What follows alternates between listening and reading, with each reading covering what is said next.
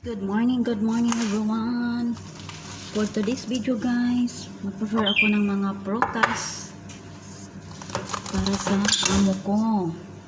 Ito na siya, yung pineapple.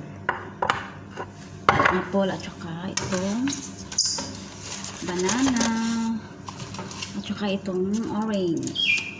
I-arrange ko siya guys. Kasi yun ang paborito ng amo kong lalaki.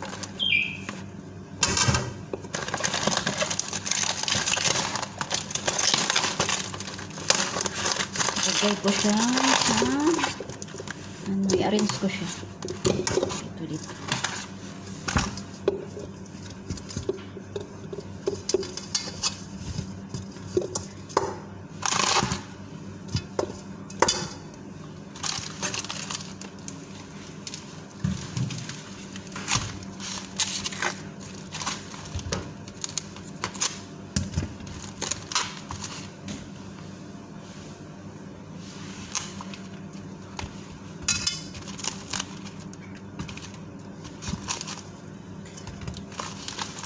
Lagyan natin siya yung ponkan kasi kung dating ng amo, hihingiin niya.